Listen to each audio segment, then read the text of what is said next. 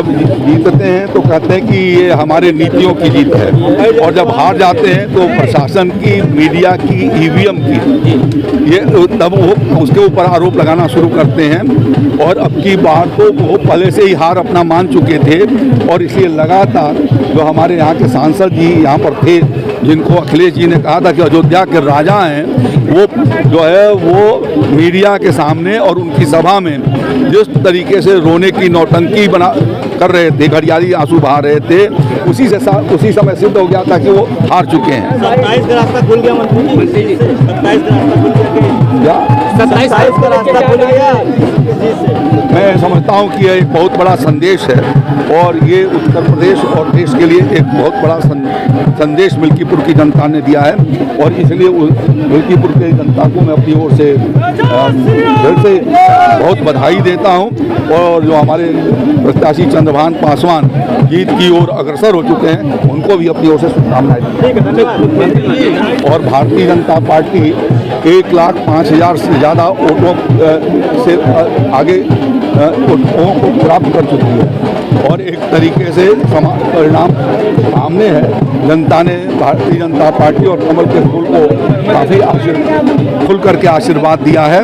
सबका साथ, सबका विकास और सबका विश्वास, यह इसको जनता ने पूरा सहयोग किया है। और मैं ये समझता हूँ कि जो जनता को, समाज को विभाजित करने वाली जितनी भी शक्तियाँ थीं, जो सनातन धर्म पर आस्था और चोट पहुंचा रही थी, आज वो सब जो है वो चारों खानी चित हुई हैं, और भारतीय जनता पार्टी का कमल खिला है।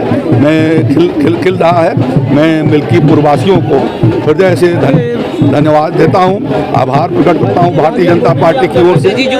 हाँ, मैं भगवान श्री राम लला का जाकर के दर्शन भी किया हूं, और अभी जो ये प्रसाद मुझको प्राप्त हुआ है वो हमारे प्रत्याशी यहाँ दिखाई दे रहे हैं। मैं अभी यहाँ पर अभिनंदन करता हूँ।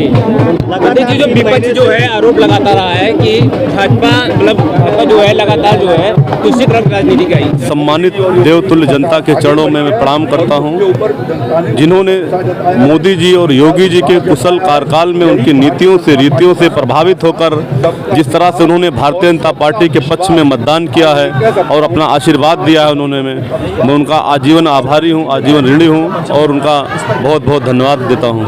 समाजवादी पार्टी के अवधेश प्रसाद ने एक बड़ा आरोप लगाया है कि मीडिया और प्रशासन पूरी तरीके से बिका है। ये सारे आरोप निराधार हैं। जब उनके हार का वो दिखते हैं तो वो पहले से ही कई दिनों से झूठ का रोना रो रहे थे।